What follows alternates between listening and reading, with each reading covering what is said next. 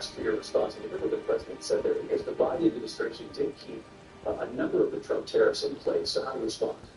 Well, let's be clear that the Trump administration resulted in a trade deficit, one of the highest we've ever seen in the history of America. He invited trade wars. You want to talk about his deal with China? What he ended up doing is, under Donald Trump's presidency, he ended up selling American chips to China to help them improve and modernize their military, basically sold us out.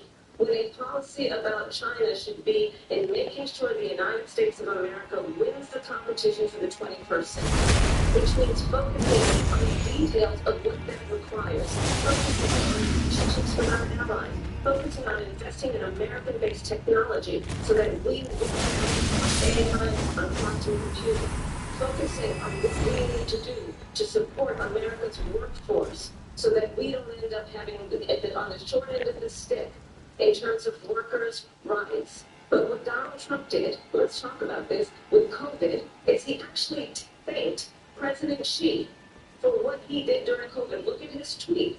Thank you, President Xi, exclamation point, when we know that Xi was responsible for lacking and not giving us transparency about the origins of COVID.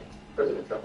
First of all, they bought the chips from Taiwan. We hardly make chips anymore because of philosophies like they have and policies like they have. I don't say her because she has no policy. Everything that she believed 3 years ago and 4 years ago is out the window. She's going to my philosophy. In fact, I was going to send her a magnet. She's gone to my philosophy, but if you get elected, she'd change it, and it will be the end of our country. She's a Marxist. Everybody knows she's a Marxist. Her father's a Marxist professor in economics, and he taught her well.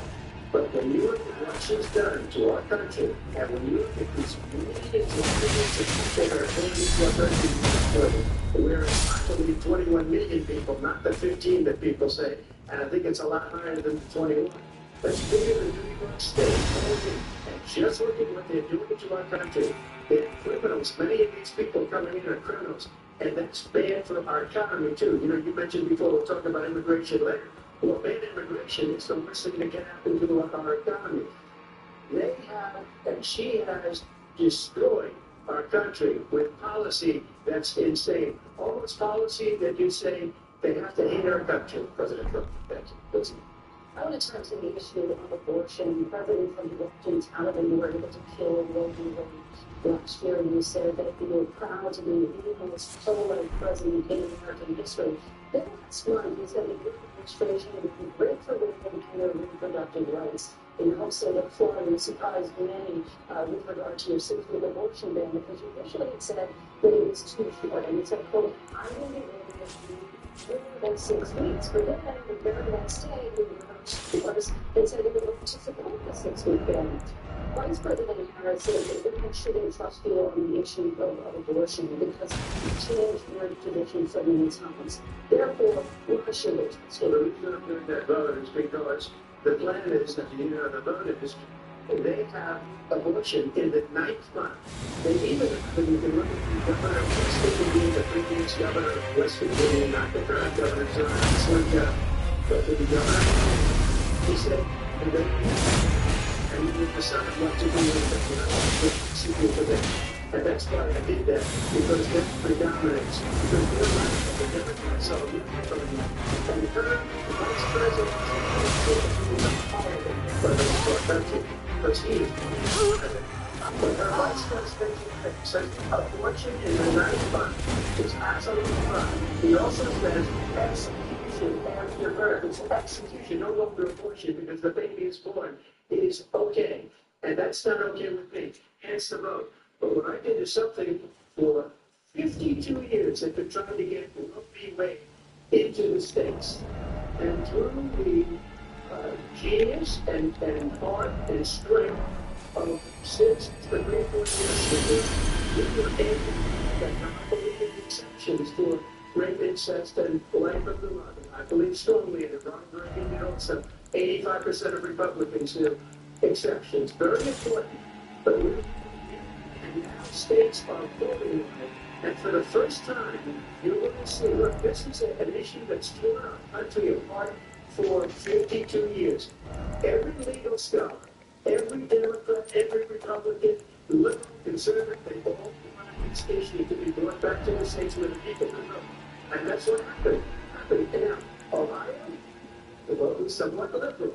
In Kansas, the vote was somewhat liberal, much more liberal than people first thought. But each individual state is voting. It's the vote of the people now. It's not tied up in the federal government. I did a great service in doing it. It took courage to do it. And the Supreme Court had great courage in doing it. And I give tremendous credit to those 6 justices. There is no state in this country where it's legal to kill a baby in its born. Now, Vice President, that he responds to it. Well, as I said, you're in your personal lives, and that's not actually a surprising fact. Let's understand how we got here. Donald Trump hand selected 3 members of the United States Supreme Court with the intention that they would undo the protections of Roe v. Wade. And they did exactly as he intended. And then, 20 states, there are pro-abortion bans, which make it criminal for a doctor or nurse to provide health care in one state, it provides prison programs. Pro-abortion bans that is no exception even for women, which understand a survivor of a crime of violation to their body is not just the right to make a decision about what happens to their body and that's illegal.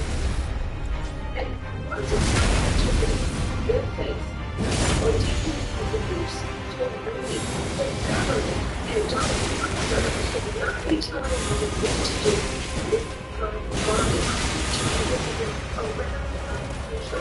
We want to talk about what people want to do.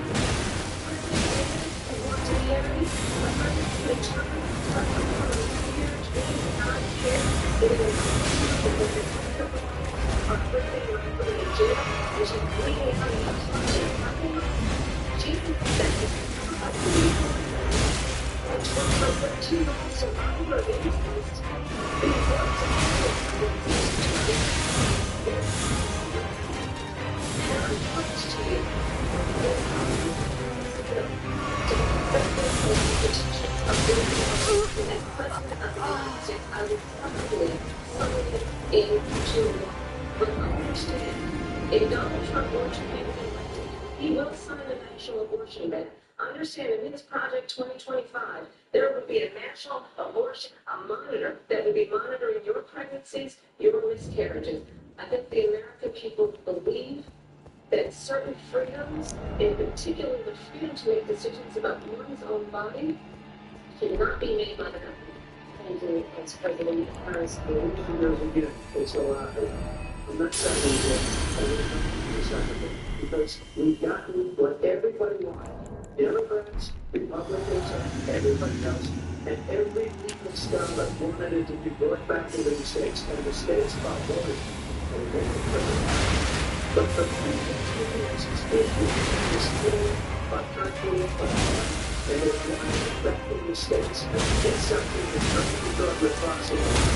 The states are now voting. What she says is an absolute lie. And as far as the abortion ban, this issue has been taken over by the states.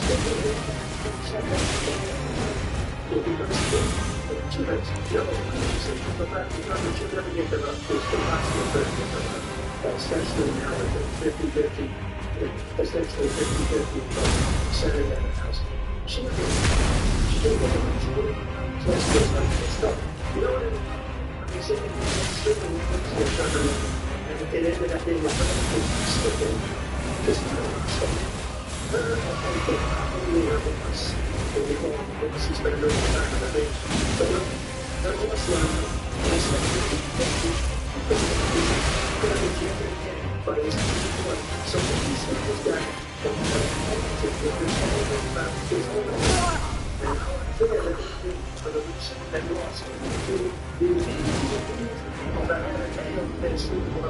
they didn't get it for free. But they would say it's the same way that they talked about that they talk about abortion. But if I could just get a yes or no, because your running mate, J.D. Vance, had said that you would veto it if it didn't come to your desk. Well, I did discuss it with J.D. in all fairness. J.D., and I don't mind if he has a certain view, but I think he's speaking for me. But I really think, look, we don't have to discuss it because she'd never be able to get it, just like she couldn't get single rights and couldn't get single rights and didn't come close to getting civil rights. They taunted young people and a lot of other people that have loans. They can never disagree. So it doesn't matter what she says about going to Congress. It's what Congress do. But the fact is that the idea is that you're getting out of Congress and out of the federal government, and we did something that everybody said couldn't do, and you know, a vote of the people going to it. That's the so would you support any of the support for the people? I'm happy for reinstating the government and as you it was carrying a pregnancy to term and abortion it's insulting to the women. And I understand what you're saying exactly about abortion.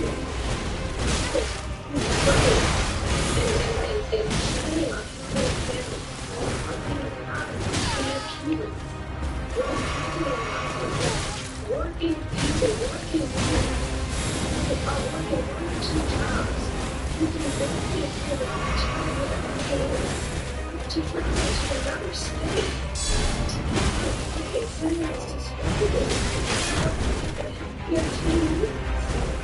you can afford to do and you can do it in our children.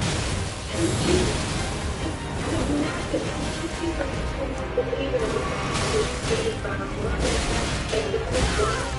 in every state where this issue has been on the ballot, which states the people of America voted for this. That's not the last thing I think is funny. But so another one. I've been on IVF, which is fertilization. The IVF, I've been a leader. In fact, when they got it, Bernie made a decision from the Alabama courts. I saw the people of Alabama and the legislature 2 days later voted it in. I've been a leader on it. They know that, and everybody else knows it. I have been a leader on fertilization, IVF. And the other thing, we should ask, will she allow abortion in the 8th month, 9th month, 7th month? Okay, would you do that? What I mean is, what that question? That's the problem. Which you Because the question you could do abortions in the 7th month, the 8th month, the 9th month, and probably after birth. Just look at the governor, former governor of Virginia. The governor of Virginia said we put the baby aside and then we determine what we want to do with the baby. We're going to turn now to immigration and border security. We know it's an issue that's important to Republicans, Democrats, voters across the board in this country. Vice President Harris, you were tasked by President Biden in getting to the root causes of migration from Central America. We know that illegal border crossings reached a record high in the Biden administration. This past June, President Biden imposed tough new asylum restrictions. We know the numbers since then have dropped significantly. But my question to you tonight is, why did the administration wait until 6 months before the election to act? And would you have done anything differently for President Biden on this? So I'm the only person on this stage who has prosecuted transnational criminal organizations for the trafficking of guns, drugs, and human beings. And let me say that the United States Congress, including some of the most conservative members of the United States, came up with a border security bill which is and that bill would put 1,500 organizations on the border and help those who are provided all countries for human jobs. It would allow us to stem the flow of fentanyl coming into the United States. I know there's so many families watching tonight who are personally affected by the spread of fentanyl workers. That bill would put more resources to allow us to prosecute transnational criminal organizations and trafficking in guns, drugs, and human beings. Because you know what to that bill? Donald Trump, Donald Trump, all the folks in Congress and they killed the bill. And you know why? Because he preferred a run instead of fixing a problem. So understand, this comes at a time where the people around the country actually need a leader who engages in solutions. who actually addresses the problems at hand. But what we have is a former president is someone who would prefer to run on a problem instead of fixing a problem. And I'll tell you something, if he's going to talk about immigration laws tonight, even though it's not the subject that is being raised, and I'm going to actually do something really, I'm going to invite you to attend one of Donald Trump's rallies, because it's a really interesting thing to watch. You will see during the course of his rallies, he talks about fictional characters like Hannibal Lecter. He will talk about Windows cause cancer. And what you will also notice is that people start reading these rallies early. I think some people think they're and I will tell you one thing you will not hear me talk about is peace. You will not hear me talk about your needs, and your women's and your power. And I'll tell you, they really need what they deserve a president who actually puts you first, not pledge to you down. Vice President Harris, thank you very much. So I'd like to sort of assess that why do you think after successfully serving 50,000 agents and officers before those are the service services? So it looks like the people that think that they're secret police and the people that she's busing them in and paying them to be here. And so showing that she's right. So she can't talk about that. People know the news rallies, the most empirical rallies, the street politics. That's because people don't think their country back. Our country is being lost. We're a failing nation. What's going on here? Just want to understand here. When they come to our country right now, and we need to come into our country, I look for the United States, a lot of times, we're not going to be a war in the street here. A lot of times, she's so embarrassed by it.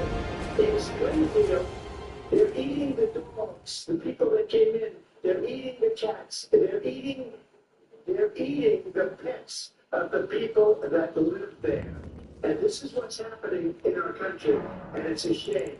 As far as the rallies are concerned, as far as the reason they know is they want to say they want to bring our country back. They want to make America great again. It's a very simple phrase, make America great again.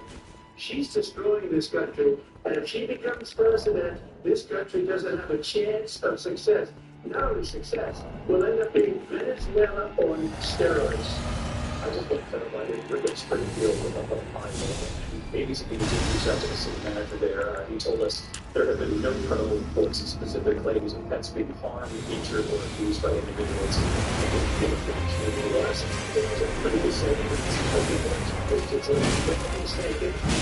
It's for food, so they said that the same person manager taking the credit. I'm telling you, so manager is by the people that live there. Yeah, it's pretty good. It's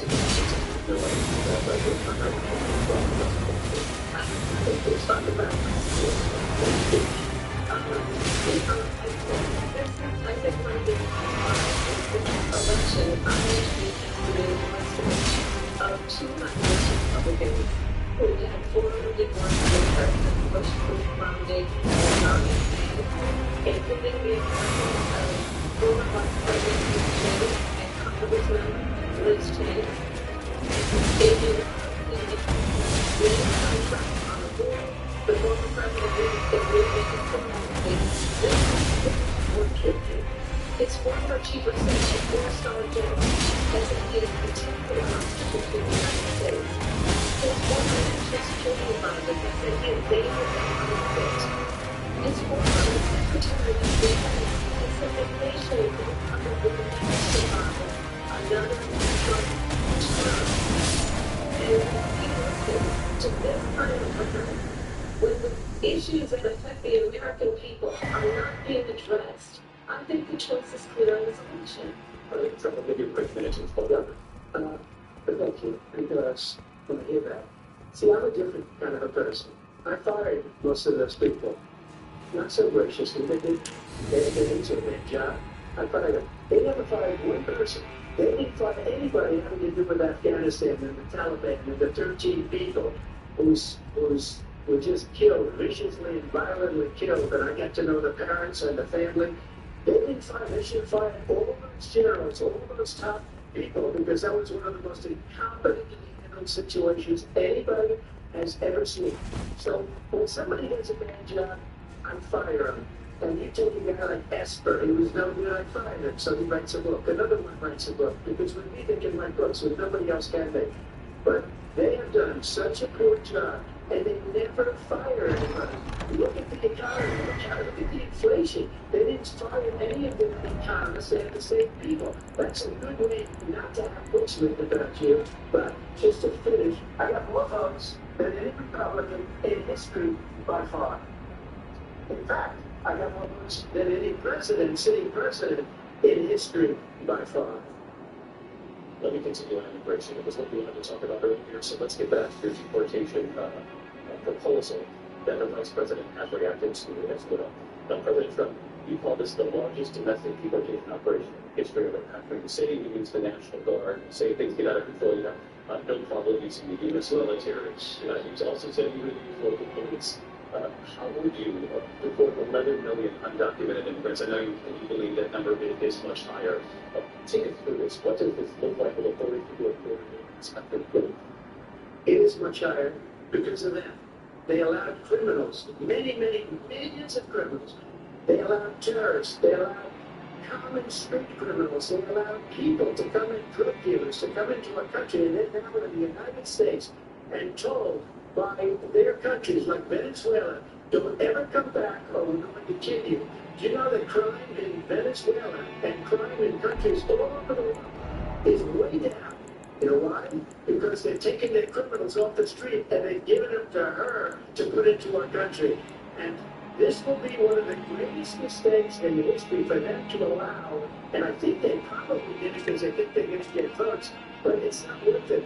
Because they're destroying the fabric of our country by what they've done. There's never been anything done like this at all. They've destroyed the fabric of our country. Millions of people let in, and all over the world, crime is down.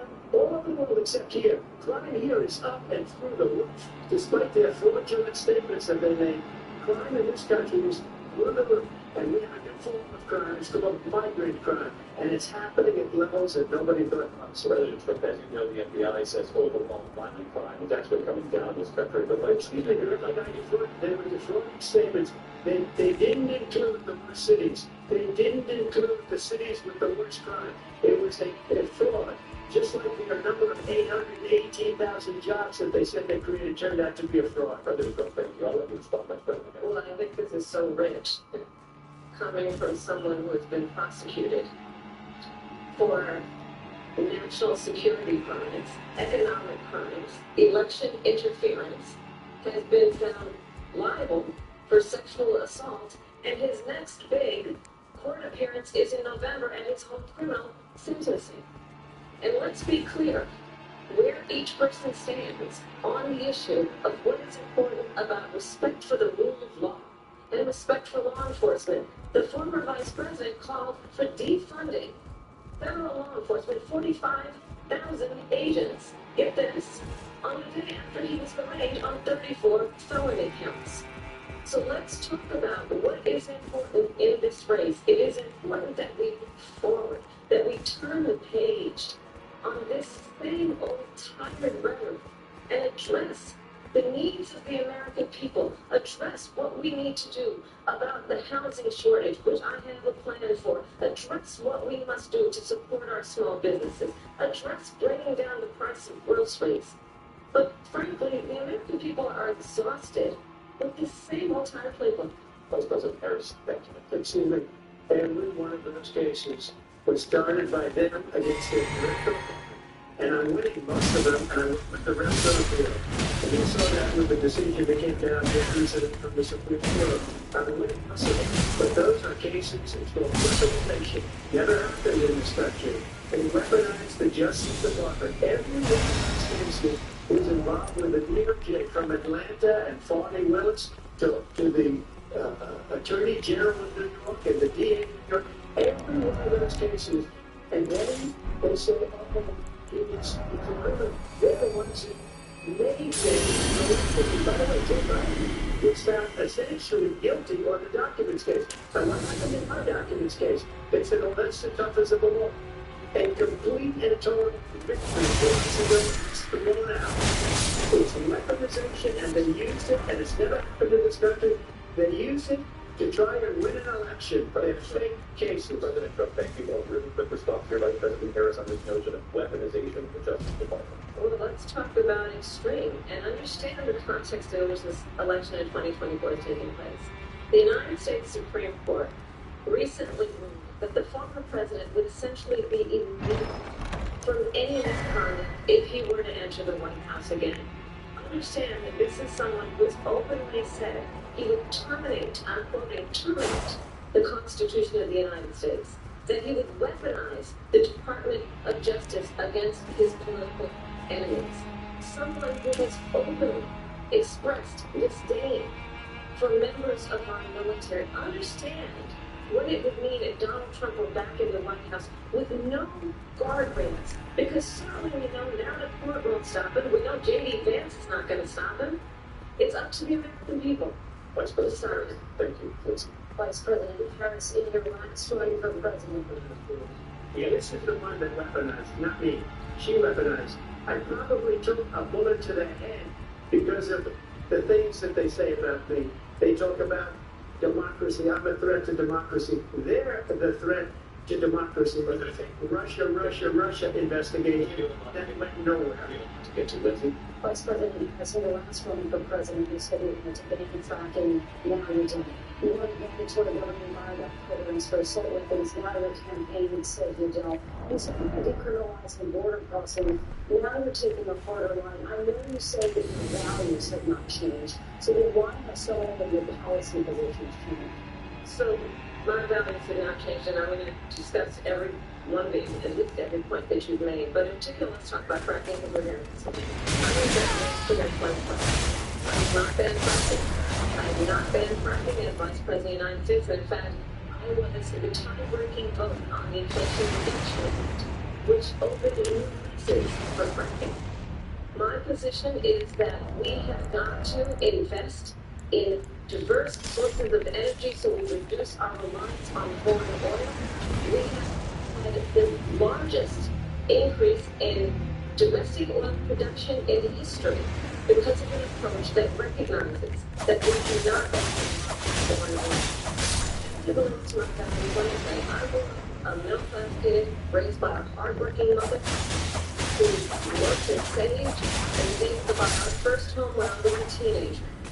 The values I bring to the importance of home ownership, knowing not everybody got handed $400 million on a silver platter and then filed bankruptcy 6 times, is a value that I bring to my work to say we are going to work with the private sector and home builders to increase 3 million homes, increased by 3 million homes by the end of my first term. My work that is related to having a friend when I was in high school who was sexually assaulted by her stepfather. And my focus there on protecting women and children from violent crime is based on a value that is deeply grounded in the importance of standing up for those who are most vulnerable.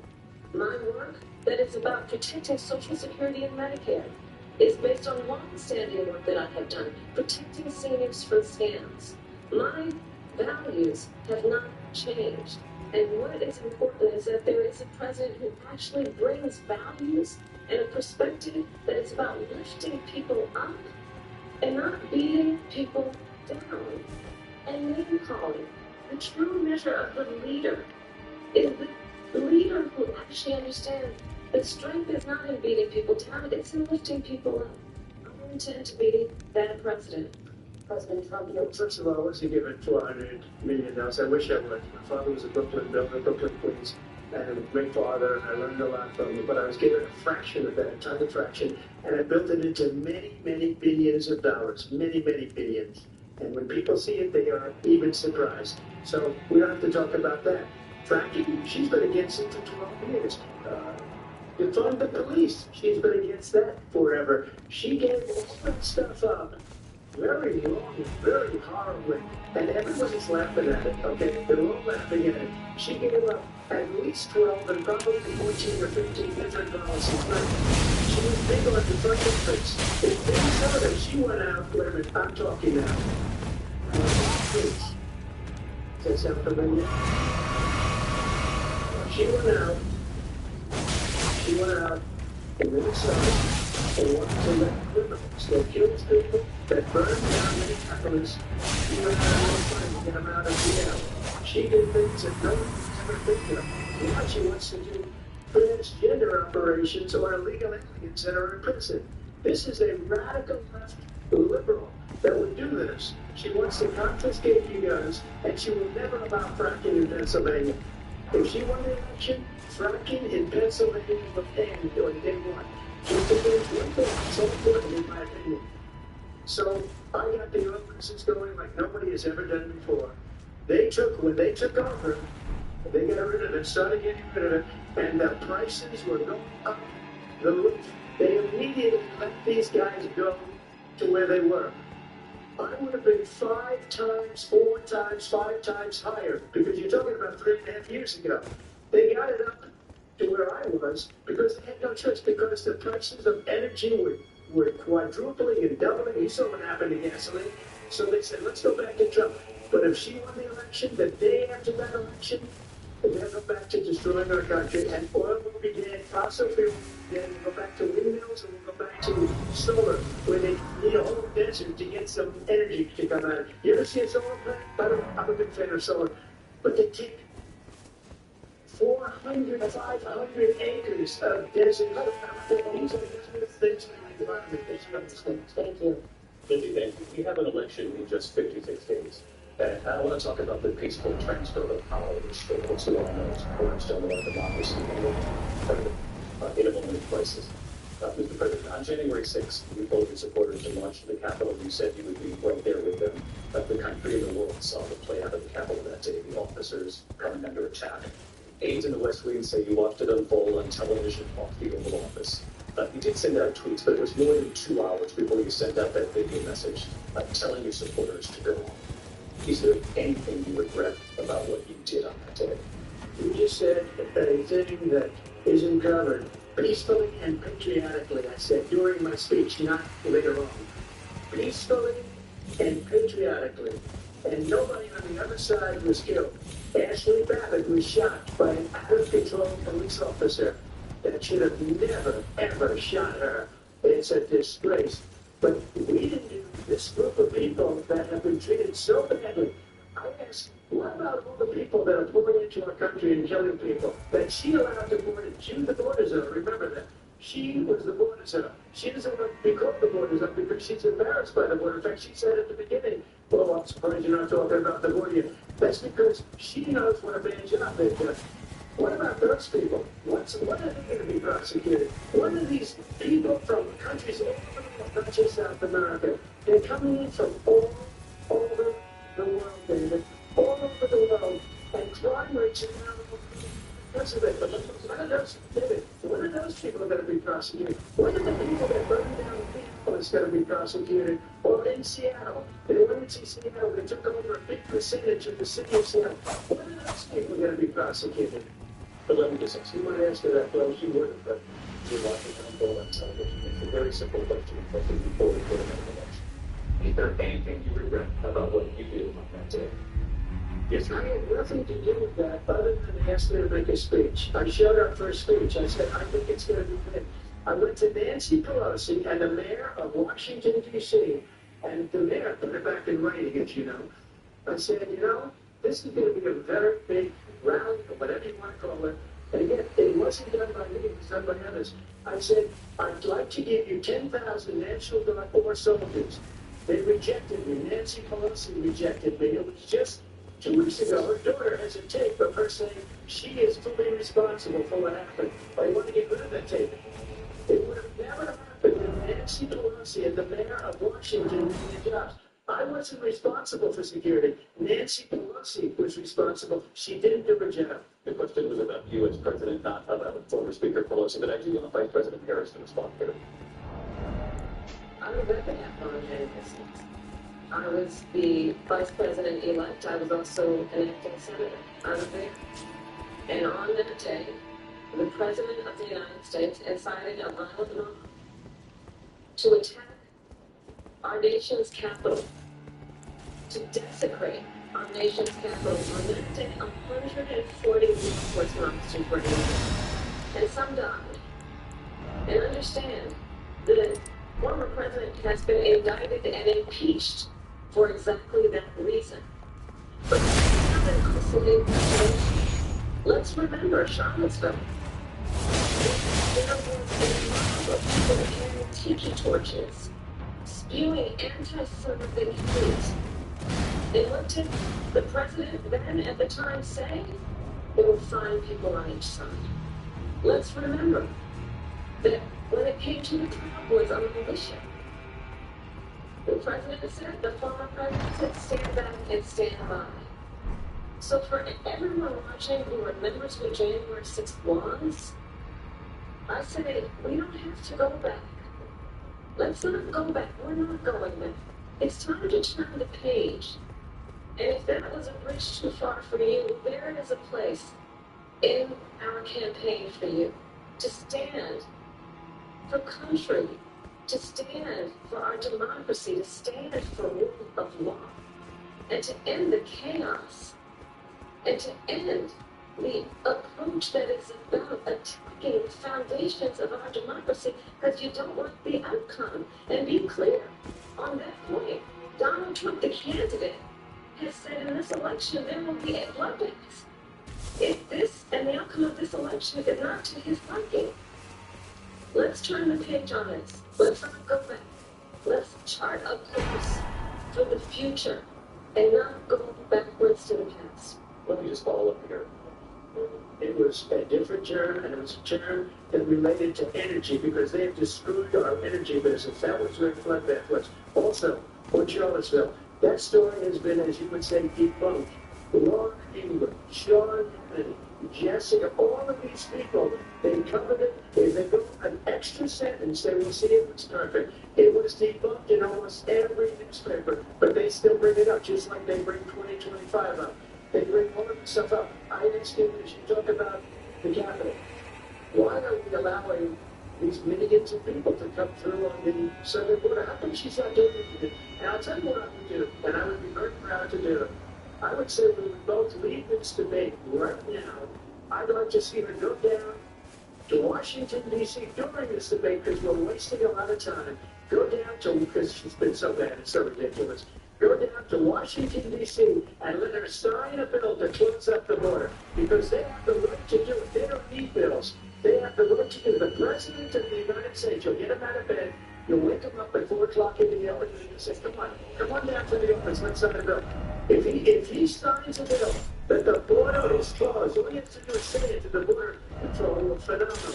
If they do that, the border is closed. If those people are killing many people, unlike J6. We talked immigration here tonight. I do want to focus on this next issue, though, because it really brings us this into focus truth in these times that we're living in. Mr. President, for 3.5 years after we lost the 2020 election, you repeatedly falsely claimed that you won, and many times saying you won in a landslide. In the past couple of weeks leading up to this debate, you have said, quote, you lost by a whisker, that you, quote, didn't quite make it, that you came up a little bit short. Are you now acknowledging that you lost in Durham? I think that there was a little bit of saying that sarcastically, but no, that it was said, oh, we lost by a whisker. That was said sarcastically. Look, there's so much proof. All you have to do is look at it. And they should have sent it back to the legislatures for approval. I got almost 75 million votes, the most votes any city president has ever gotten. I was told if I got 63, which was what I got in 2016, you can't be beaten. The election, people should never be thinking about an election as fraudulent. We need two things. We need walls, and we have to have it. We have to have borders, and we have to have good elections. Our elections are bad. A lot of these illegal coming in, they're trying to get them to vote. They can't even speak English. They don't even know what country they're in practically. And these people are trying to get them to vote. And that's why they're allowing them to come into our country. I did watch all of these people doing it. I read 1,000 votes by a whisker who didn't quite make it. And you put on your third page, you know this, you're now on 60 cases. In front of many judges, many of them judges looked at it and said they said we didn't have standing. That's the other thing. They said we didn't have standing, a technicality. Can you imagine a system where a person in an election doesn't have standing? The President of the United States doesn't have standing. That's how we lost. If you look at the facts, and I look at you, you're doing special on it, I'll show you Georgia, and I'll show you Wisconsin, and I'll show you Pennsylvania, and I'll show you. We have so many facts and statistics, but you know what? That doesn't matter. The focus on the problem that we are all through, and the problem that we have right now is we have a nation in decline, and they have put it in decline. We have a nation that is dying, David. Mr. President, thank you. Vice President Harris, you heard the President here tonight. He said he didn't say that lost by whispers, so he still believes he did not lose the election that was won by President Biden and yourself. But I do want to ask you about something that's come in the last couple of days. This was a post from President Trump about this upcoming election just weeks ago. He said, when I win, those people who cheated, and then he lists donors, voters, election officials, he says will be prosecuted to the fullest extent of the law, which will include long-term prison sentences. One of your campaign's top lawyers responded saying, we won't let Donald Trump intimidate us, we won't let him suppress the vote. Is that what you believe he's trying to do here? Donald Trump was fired by 81 million people. So let's be clear about that. And clearly he is having a very difficult time processing that. But we cannot afford to have a president of the United States who attempts, as he did in the past, to upend the will of the voters in a free and fair election. Now I'm going to tell you that I have traveled the world as Vice President of the United States, and world leaders are laughing at Donald Trump. I have talked with military leaders, some of whom work with you, and they say you're a disgrace. And when you then talk in this way in a presidential debate and deny what over and over again are court cases you have lost because you did in fact lose that election, it leads one to believe that perhaps we do not have in the candidate to my right the temperament or the ability to not be confused about fact. That's deeply troubling, and the American people deserve better. I'll give you 1 minute response. Let me just say about Rodriguez. Viktor Orban, one of the most respected men, I think they call him a strong man. He's a tough person, smart. Prime Minister of Hungary. They said, why is the whole world blowing up? 3 years ago it wasn't. Why is it blowing up? He said, because you need Trump back as president. They were afraid of him. China was afraid, and I don't like to use the word afraid, but I'm just quoting him. China was afraid of him. North Korea was afraid of him. Look at what's going on with North Korea, by the way. He said Russia was afraid of him. I ended the Nord Stream 2 pipeline, and Biden put it back on day one, but he ended the XL pipeline. The XL pipeline in our country, he ended that, but he let the Russians build a pipeline going over Europe and heading into Germany, the biggest pipeline in the world. Look, Viktor Orban said, he said the most respected, most feared person is Donald Trump. We had no problems when Trump was president, but when this weak, pathetic man that you saw at a debate just a few months ago, that if you weren't in that debate, he'd be running instead of her. She got no votes. He got 14 million votes. When he did, you talk about a threat to democracy. He got 14 million votes, and they threw him out of office. And you know what? I give you a secret. He can't serve. He can't stand her. But he got 14 million votes. They threw him out. She got 0 votes. And when she ran, she was the first one to leave because she failed. And now she's running. I don't understand her, but I'm okay with it because I don't think you do very well. Right now, there's a Israel Hamas war and hostages who are still being held Americans among them. Vice President Harris in December, you said Israel had a right to defend itself, but you added for the first time. So international humanitarian must be respected. Israel must do more to protect innocent civilians. You said that 9 months ago. Now we're seeing 40,000 Palestinians are dead, more than 100 hostages remain. This last week, the Prime Minister Benjamin Netanyahu said it is not a deal breaking. President Biden is not willing to break through the stalemate. On October 10th, a terrorist many young people who were attending the concert, women were horribly raped. And so absolutely, I said then, I say now, Israel has a right to defend itself. We would. And how it does so matters. Because it is also true, far too many innocent Palestinians have been killed. Children, mothers. What we know is that this war must end. It must end immediately, and the way it will end is we need a ceasefire deal and we need the hostages out. And so we will continue to work around the clock on that. Work around the clock, also understanding that we must chart a course for a two-state solution. And in that solution, there must be security for the Israeli people and Israel and an equal measure for the Palestinians. But the one thing I will assure you always, I will always give Israel the ability to defend itself, in particular as it relates to Iran and any threat that Iran and its prospects pose to Israel. But we must have a two-state solution where we can rebuild Gaza, where the Palestinians have security, self-determination, and the dignity and so they deserve. President Trump, how have you negotiated and not good, and also allows the aid with the hostages out and prevent the killing of Americans and civilians in Russia? Hello, President, it was never started. Hello, President, Russia, it was never, ever, I want to learn, it was never, and it's no threat of being from the Republicans. Have gone into Ukraine and killed millions of people who ended up, all Western people who said what's going on. Well, she mentioned about the she answered that she didn't feel ready. It's about this if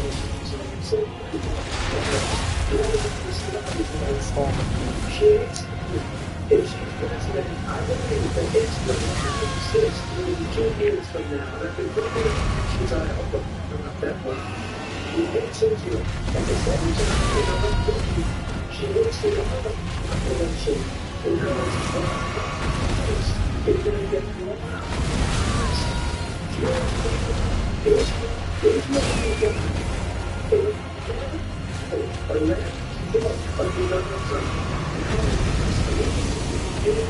because they took off the sanction and then for a month or export even 14 different scams and they are scams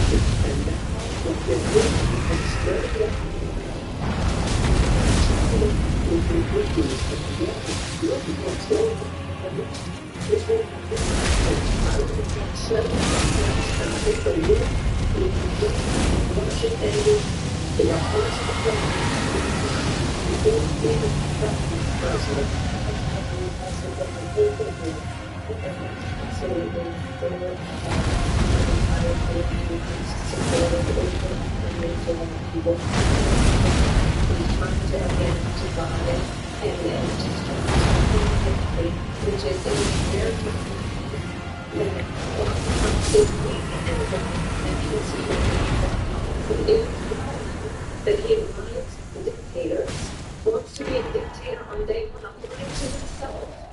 It is well known that he said of Putin that he can do whatever the hell he wants and go to Ukraine. It is well known that he said when Russia went to Ukraine, it was brilliant. It is well known that he exchanged love letters with Kim Jong-un, and it is absolutely well known that these dictators and autocrats are rooting for you to be president again because they're so clear. They can manipulate you with flattery and favors. And that is why so many military leaders who you have worked with have told me you are a disgrace. That is why we understand that we have to have a president who is not consistently weak and wrong on his special terms, including the importance of upholding and respecting in highest regard our military. Vice President Harris, thank you. And she's the one that caused it. That's weak on national security by allowing every nation rest for the year. 168 different countries sending people into our country. They burned like so many different. In Russia last week said, I hope she wins. And I think he meant that because what he's gotten away with is absolutely incredible. It wouldn't have happened with me. The leaders of other countries think that they're weak and incompetent, and they are. They're grossly incompetent. And I just asked one question. Why is Biden going to kill the Keystone Pipeline and approve the single biggest deal that Russia's ever made, Nord Stream 2, the biggest pipeline anywhere in the world, going to Germany and all over Europe? Because they're weak and they're ineffective. And Biden, by the way, is paying a lot of money. With a lot of issues to get to. We'll be waking up with much more of this historic 82nd presidential debate from the National Constitution Center right here in Philadelphia. Back at home.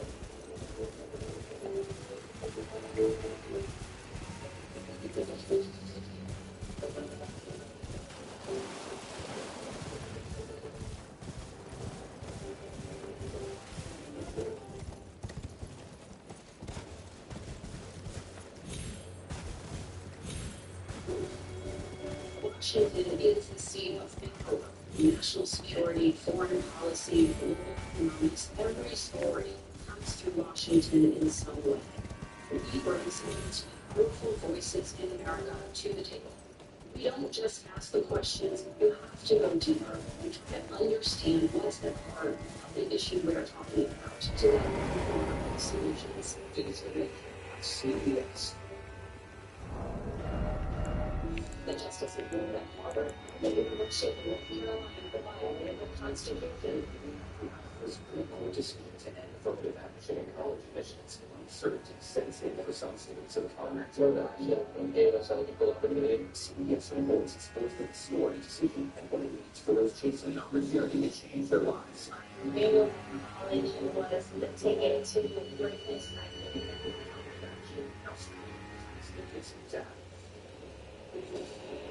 Washington is the seat of power, national security, foreign policy, global economics. Every story comes through Washington in some way. We bring some of these powerful voices in America to the table. We don't just ask the questions, you have to go deeper. You have to understand what's at the heart of the issue we're talking about. To then find solutions.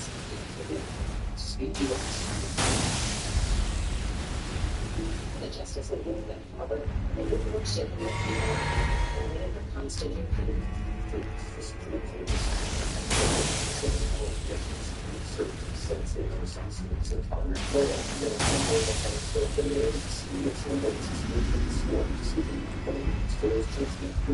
Change their lives.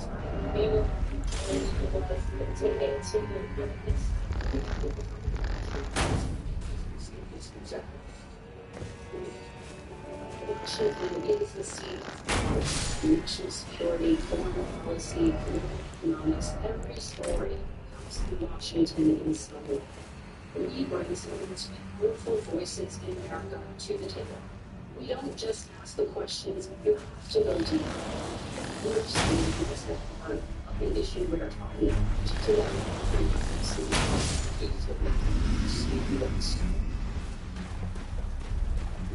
The Justice of that Harvard, the University of North Carolina, the Bible, and the Constitution.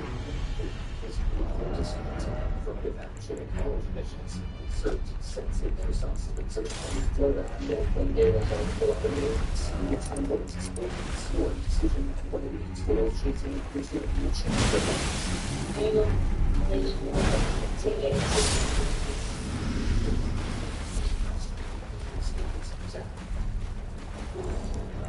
Washington is the seat of power, national security, foreign policy, global economics. Every story comes through Washington in some way.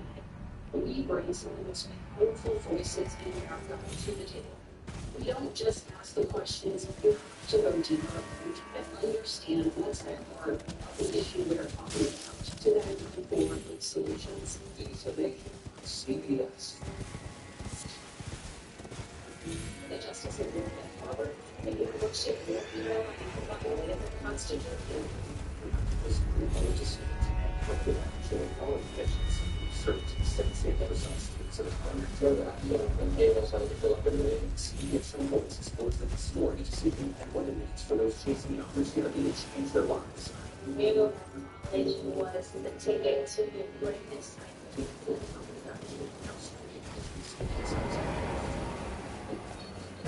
teams fundamental ties that so I go to also it's okay. That's further to that, I can't remember for much of that.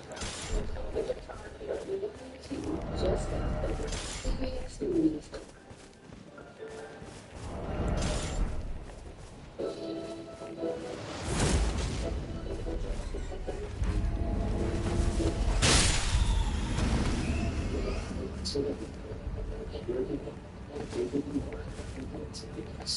Local records include pages of president debate opening continue where I was Ukraine had 2.5 years into this conflict. Mr. President, it has been the position of the Biden administration that we must defend Ukraine from Russia, from Vladimir Putin, to defend their sovereignty, their democracy, that it's in America's best interest to do so. I'll be with you, please. You may be involved in even further in your other countries. You have said you would solve this in more than 24 hours. You sent soldiers to Washington. How exactly would you do that? That is a very simple question tonight. Do you want Ukraine to win this war? I want the war to stop. I want to save lives that are being uselessly, people being killed by the millions. It's so much worse than the numbers that you get, which are fake numbers. Look, we're ready for 250 billion or more because they don't ask Europe, which is a much bigger beneficiary to getting this thing done than we are. They're in for $150 billion less because Biden and you don't have the courage to ask Europe like I did with NATO. They paid billions and billions, hundreds of billions of dollars when I said, either you pay up or we're not going to protect you anymore. So that's maybe one of the reasons they don't like me as much as they like weak people. But you take a look at what's happening. We're in for 250 to 275 billion. They're up to 100 to 150. They should be forced to equalize. With that being said, I want to get the war settled. I know Zelensky very well, and I know Putin very well. I have a good relationship, and they respect your president. Okay, they respect me. They don't respect Biden. How would you respect him? For why? For what reason? He hasn't even made a phone call in 2 years to Putin. He hasn't spoken to anybody. They don't even try to get it. That's not to be settled. I would get it settled before I'm president, in my opinion. When I'm president-elect, and what I'll do is I'll speak to one, I'll speak to the other, I'll get them together. That war would have never happened. And in fact, when I saw Putin after I left, unfortunately left because our country has gone to hell. But after I left, when I saw him building up soldiers, he did it after I left. I said, oh, he must be negotiating. It must be a good slow point of negotiation. Well, it wasn't, because Biden had no idea how to talk to him. He had no idea how to stop it. And now you have millions of people dead, and it's only getting worse, and it could lead to World War III. Don't kid yourself, David. We're playing with World War III, and we have a president that we don't even know if he's. Where is our president? We don't even know if he's a president. And just to be clear, You're all out of a campaign like a dog. We don't even know. Is he our president? But we have a president that doesn't know he's alive. your time is up. Okay, just to clarify the question, you believe it's in the U.S. best interest to It's the U.S. best interest to get this war finished and just get it done. Negotiate a deal because we have to stop all of these human lives from being destroyed. I'm going to take this to Vice President Harris and your thoughts. Support for Ukraine in this moment, but also as commander-in-chief, if elected, how would you deal with Vladimir Putin, and would it be any different from what we're seeing with President Biden? Well, first of all, it's important to remind the former president you're not running against him, but you're running against me. I believe that Donald Trump says that this will be over within 24 hours because he would just give it up. And that's not who we are as Americans. Let's understand what happened here. I actually met with Zelensky a few days before Russia invaded, tried through force to paint territorial boundaries, to define one of the most important international rules and norms, which is the importance of sovereignty and territorial integrity. And I met with President Zelensky. I shared with him American intelligence about how he could defend himself. Days later, I went to NATO's eastern flank, to Poland and Romania, and told the work that I and others did. We brought 50 countries together to support Ukraine in its righteous defense. And because of our support, because of the air defense, the ammunition, the artillery, the javelins, the Abrams tanks that we have provided, Ukraine stands as an independent and free country. If Donald Trump were president, Putin would be sitting in Kyiv right now. And understand what that would mean, because Putin's agenda is not just about Ukraine. Understand why the European allies and our NATO allies are so thankful that you are no longer president, and that we understand the importance of the greatest military alliance the world has ever known, which is NATO. And what we have done to preserve the ability of Zelensky and the Ukrainians to fight for their independence. Otherwise, Putin would be sitting in Kyiv with his eyes on the rest of Europe, starting with Poland. And why don't you tell the 800,000 Polish Americans right here in Pennsylvania how quickly you would give up for the sake of favor and what you think is a friendship with what is known to be a dictator who would eat you for lunch. Vice President Harris, thank you. We've heard from both of you on Ukraine tonight. Afghanistan came up in the last hour. I wanted to respond to something you said earlier. And please, I'll give you a minute here. He would be sitting in Moscow, and he wouldn't have lost very much chance in England, but he would have been sitting in Moscow for 5 days. He would have been sitting in Moscow much happier than he's right now. But eventually, he's got a thing that other people don't know. He's got nuclear weapons. They don't have nuclear weapons. Nobody ever thinks about that. And eventually, maybe he uses it, maybe he hasn't been that threatening, but he does have that. Something we don't like to talk about. Nobody likes to talk about it. But they still tried to negotiate peace before this war started. 3 days later, he went in and started the war. Because everything they said was weak and stupid. They said the wrong things. That war should have never started. She was the emissary. They sent her in to negotiate with Zelensky and Putin. And she did. And the war started 3 days later. And that's the kind of talent we have with her. She's worse than Biden. In my opinion, I think he's the worst president in the history of our country. She goes down as the worst vice president in the history of our country. But let me tell you something. She is a horrible negotiator.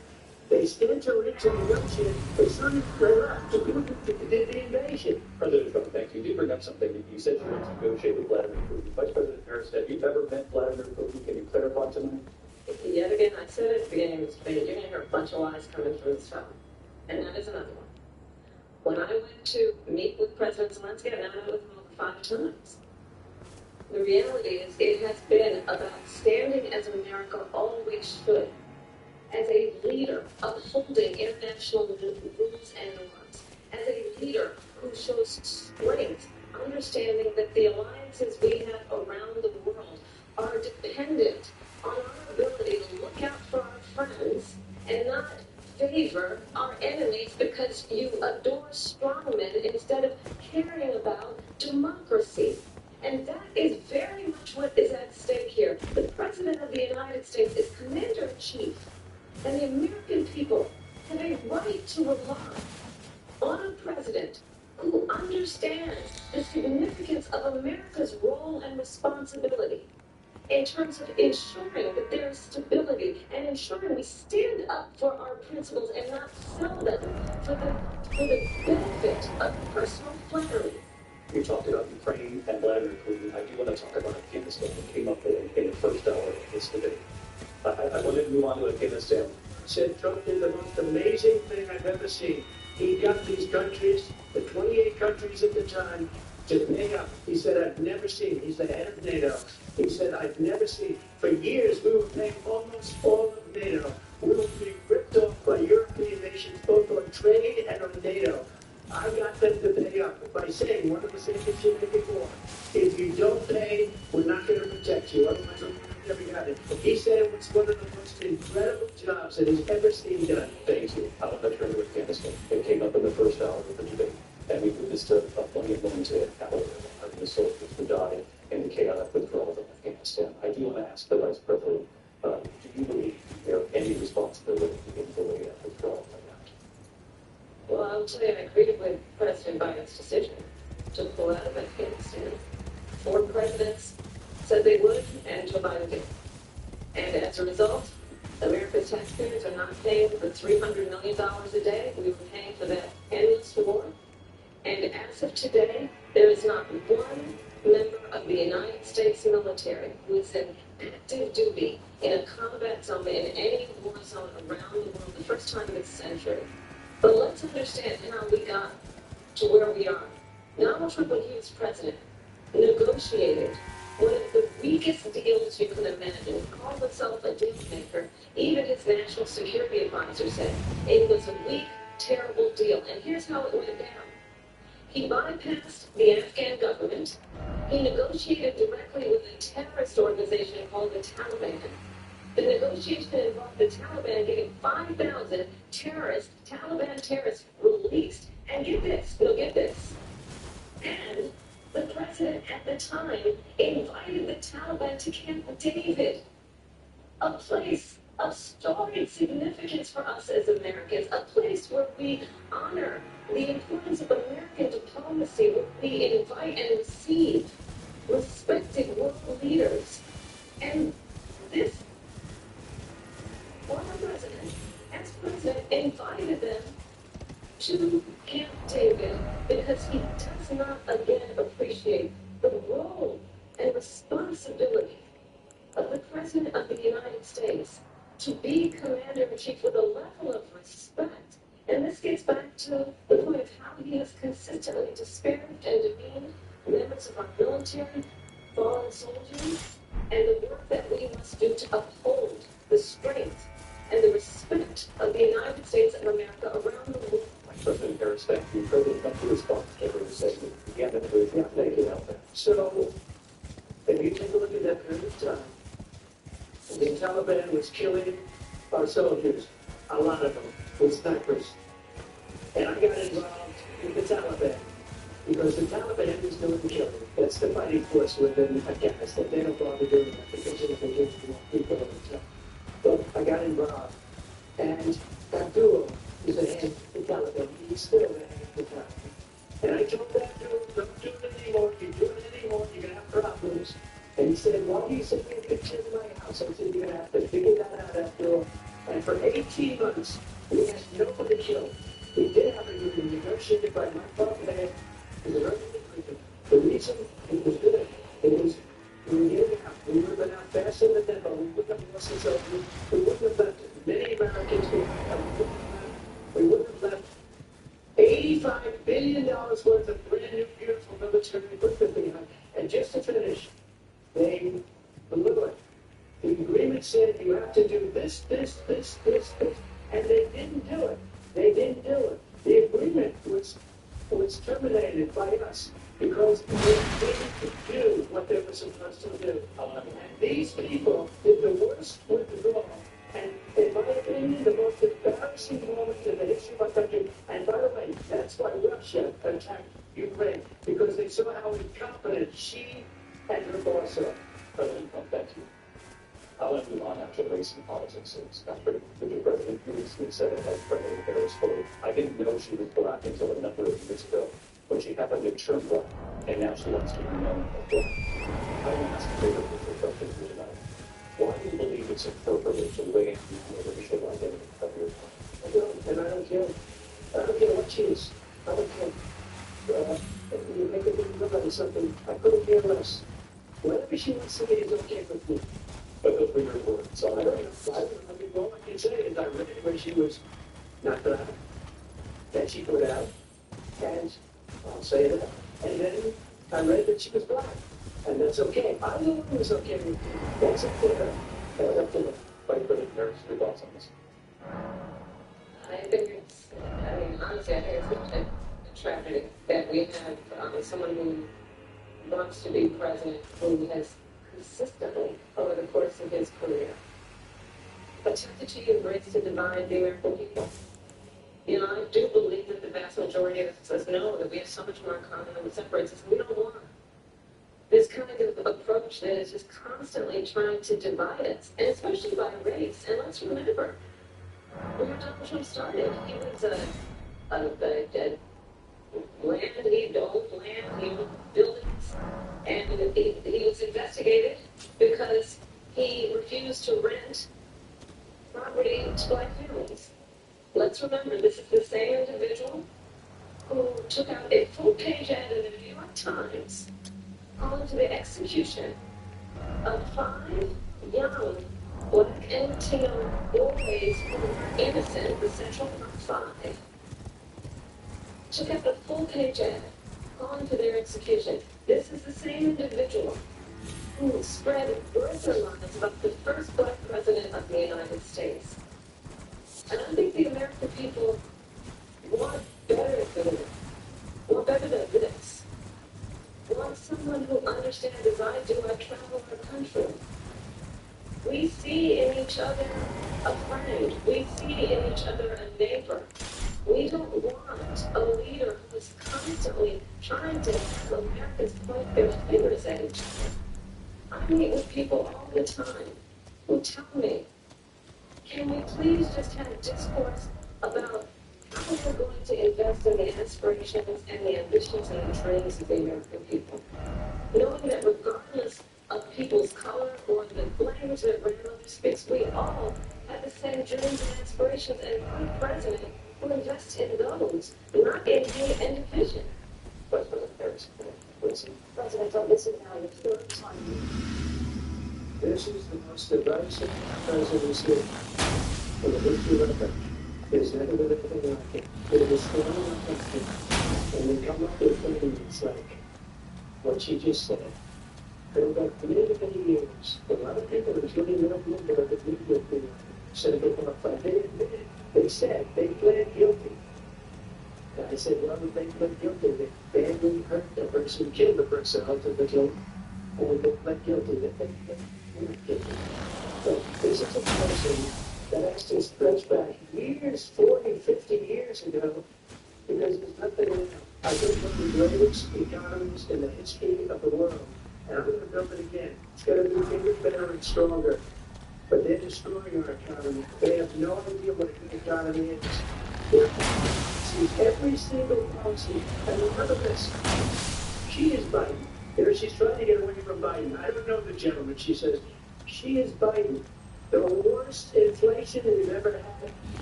Horrible economy. Inflation has made it so bad that you can't get away with that. Briefly. Clearly, I am still Biden, and I am certainly not Donald Trump. And what I do offer is a new generation of leadership for us.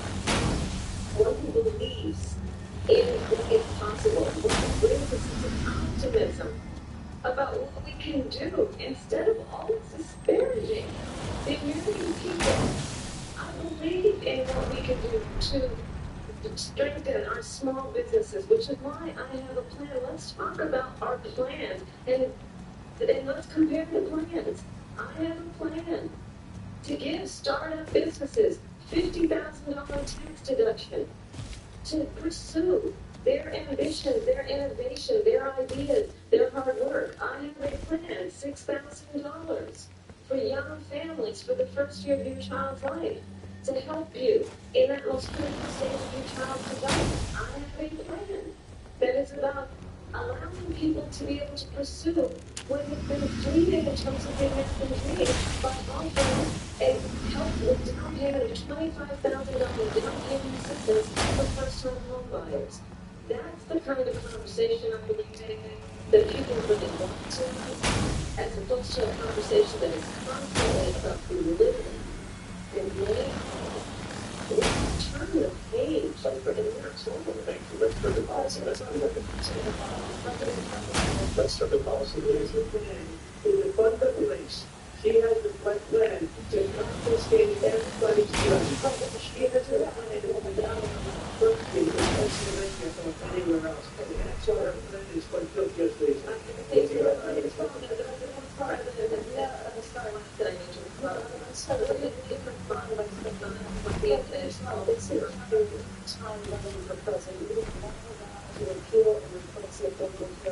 Also known as Republican, you failed to accomplish that. You now say you're going to keep Obamacare full, unless we can do something much better. Last month, we said we're working on it. So tonight, in 9 years after we first started running, do you have a plan? And can you tell us what it is? Obamacare was lousy healthcare, always was. It's not very good today. And what I said, that if we come up with something, things, we're going to do it, and we're going to replace it. But I supported Obamacare because Democrats wouldn't change it. They wouldn't vote for it. They wouldn't be honest. They wouldn't vote to change it. If they would have done that, we would have had a much better plan than Obamacare. But the Democrats came up, they wouldn't vote for it. I had a choice to make when I was president. Do I save it and make it as good as it can be, never be great, or do I let it rot? And I felt I had an obligation, even though politically it would have been good to just let it rot and let it go away. I decided, and I told my people, the top people, and they're very good people, I have a lot of good people in this administration, we read about the bad ones, we had some real bad ones to you, and so did they. They have a really bad ones. The difference is they don't get rid of it. But let me just, but I had a choice to make. Do I save it and make it as good as it can be, or do I let it rot? And I saved it. I did the right thing. But it's still never going to be great, and it's too expensive for people. And what we do is we're looking at different plans. If we can come up with a plan that's going to cost our people, our population, less money and be better health care than Obamacare, then I would absolutely do it. But until then, I'd run it as good as it can be run. So just yes or no, you still do not have a plan. I have concepts of a plan. I'm not president right now. But if we come up with something, I would only change it if we come up with something that's better and less expensive. And there are concepts and options we have to do that. And you'll be hearing about it in the not too distant future. Vice President Harris, in 2017, you supported Bernie Sanders' proposal to do away with private insurance and create a government-run healthcare system. 2 years later, you proposed a plan that included a private insurance option. What are your plans today? Well, first of all, I absolutely supported over the last 4 years as vice president private healthcare options, but what we need to do is maintain and grow the Affordable Care Act. But I'll get to that, Lindsay. I just need to respond to a previous point that the former president has made. I made very clear my position on fracking, and then this business about taking everyone's guns away. Jim Walz and I are both gun owners. We're not taking anybody's guns away, so stop with the continuous lying about this stuff. As it relates to the Affordable Care Act, understand, just look at the history to know where people stand. When Donald Trump was president, 60 times he tried to get rid of the Affordable Care Act. 60 times. I was a senator at the time. When I will never forget the early morning hours when it was up for a vote in the United States Senate, and the late, great John McCain, who you have disparaged as being, you don't like him, you said, at the time because he got caught. He was an American hero. The late, great John McCain, I will never forget that night, walked onto the Senate floor and said, no, you don't. No, you don't. No, you don't get rid of the Affordable Care Act. You have no plan.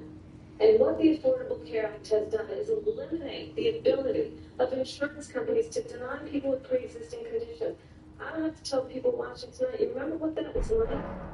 Remember when an insurance company could deny if a child had asthma, if someone was a breast cancer survivor, if a grandparent had diabetes?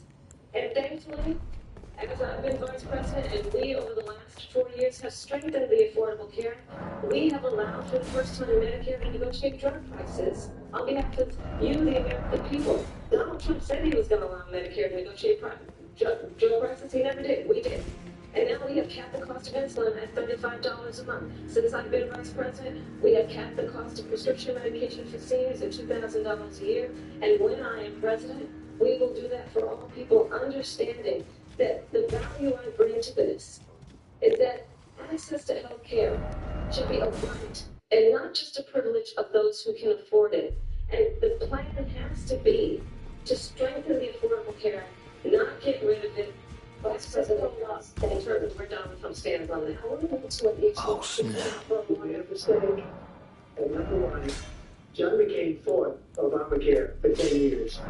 But it wasn't enough to move all of the Democrats that kept it going. And you know what?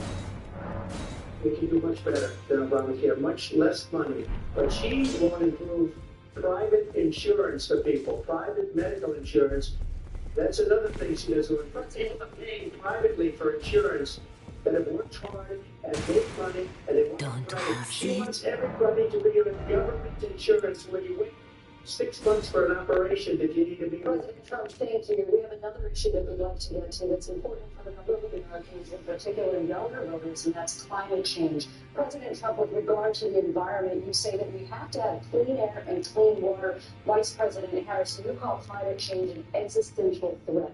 The question to you both tonight is, what would you do to fight climate change? And Vice President Harris, we'll start with you, 1 minute for you each.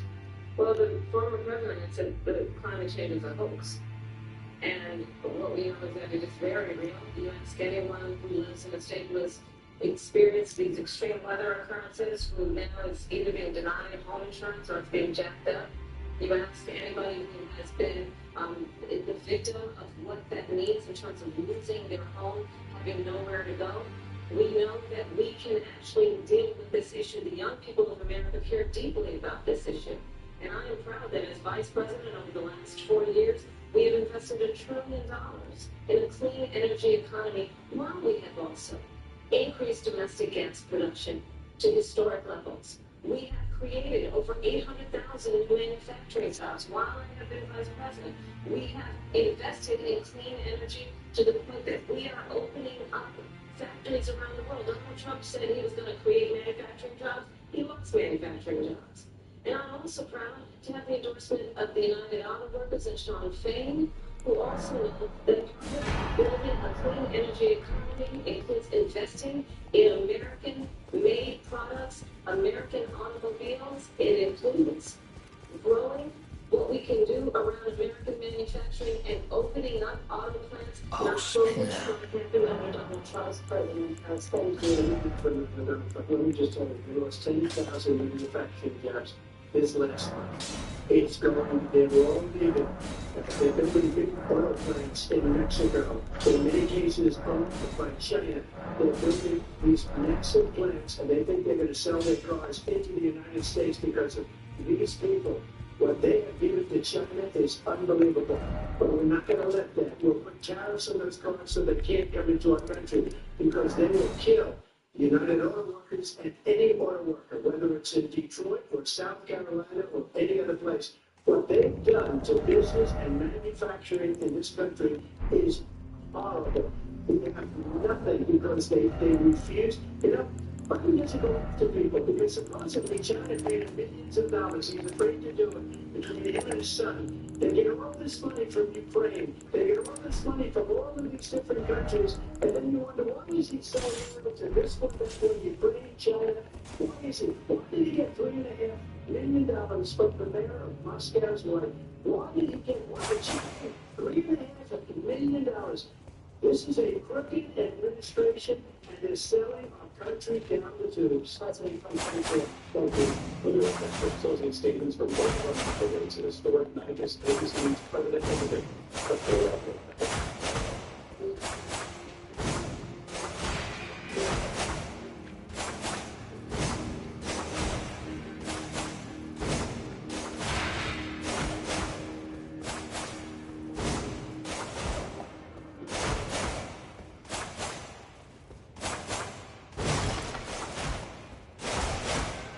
It's part of the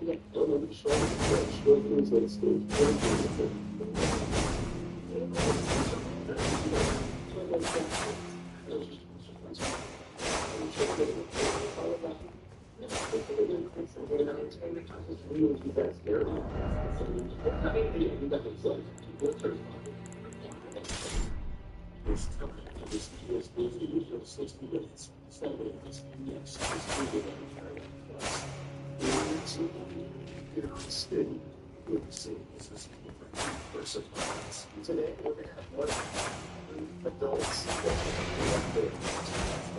shelters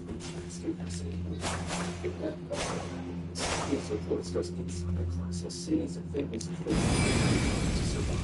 In the United States, something that's a kind of for street it's not fiction.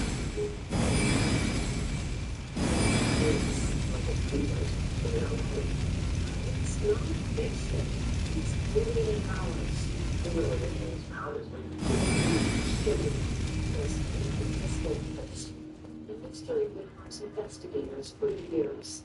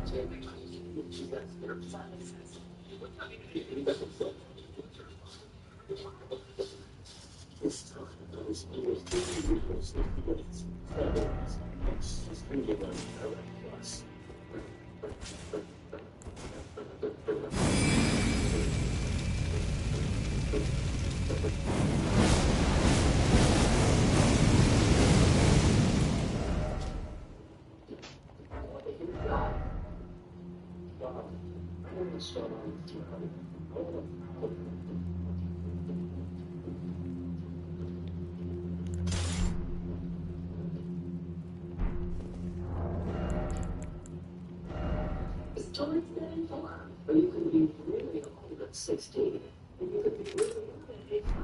It's not I believe I will have the car whenever someone was sitting from your 80s. The best part of things is that there's always some of the people on that. Okay, I'm going to stop anyway. Here comes the sun. Speaking of, I'm going to see dancing down. She's passed over too much time. She was the person. It's also the next 10 minutes. I'm going to post the meeting. What? That's the wall of explanation for this common issues. You know, it's simple.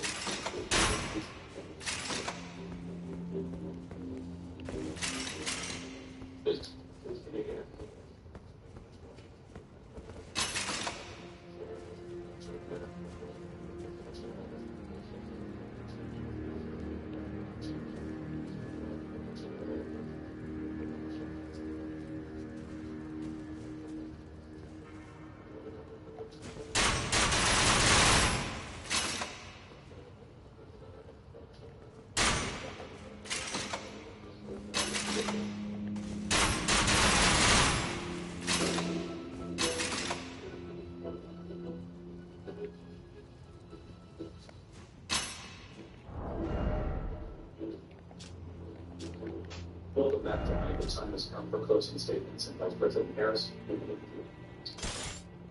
So I think you've heard tonight two very different visions for our country. One that is focused on the future, and the other that is focused on the past, and an attempt to take us backward. But we're not going there. And I do believe that the American people know we all have so much more in common than what separates us, and we can chart a new way forward.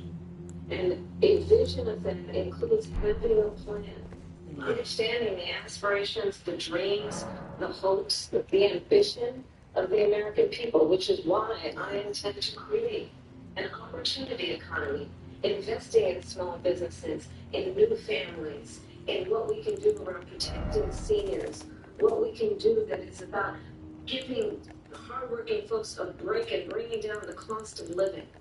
I believe in what we can do together that is about sustaining America's standing in the world and ensuring that we have the respect that we so rightly deserve, including respecting our military and ensuring we have the most lethal fighting force in the world. I will be a president that will protect our fundamental rights and freedoms, including the right of a woman to make decisions about her own body and not have her government tell her what to do. I'll tell you, I started my career as a prosecutor. I was a DA, I was an attorney general, a United States senator, and now vice president. I've only had one client, the people. And I'll tell you, as a prosecutor, I'm never asked a victim or a witness, are you a Republican or a Democrat? The only thing I ever ask them, are you okay? And that's the kind of president we need right now. Someone who cares about you and is not putting themselves first. I intend to be a president for all Americans and focus on what we can do over the next 10 and 20 years to build back up our country by investing right now in you, the American people. Vice President Harris, thank you. President Trump. So she just started by saying she's going to do this, she's going to do that, she's going to do all these wonderful things. Why hasn't she done it? She's been there for 3.5 years. They've had 3.5 years to fix the border. They've had 3.5 years to create jobs and all the things we talked about. Why hasn't she done it? She should leave right now, go down to that beautiful White House, go to the Capitol, get everyone together and do the things you want to do, but you haven't done it, and you won't do it because you believe in things that the American people don't believe in. You believe in things like we're not going to frack, we're not going to take fossil fuel, we're not going to do things that are going to make this country strong, whether you like it or not. Germany tried that, and within 1 year they were back to building normal energy plants. We're not ready for it. We can't sacrifice our country for the sake of bad vision. But I just asked one simple question. Why didn't she do it? We're a failing nation.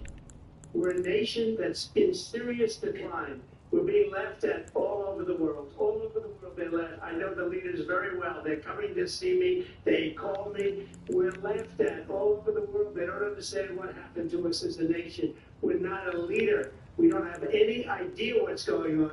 We have wars going on in the Middle East. We have wars going on with Russia and Ukraine. We're going to end up in a third world war, and it'll be a war like no other because of nuclear weapons, the power of weaponry.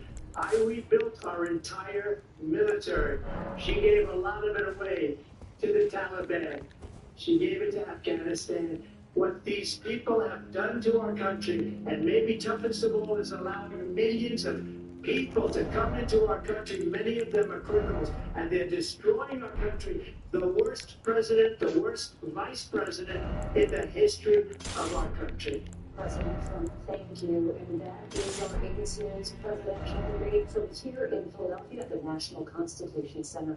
I'm Lindsay Davis. And I'm David Muir. Thank you for watching here in the U.S. and all over the world. All of us here at ABC News. Good night.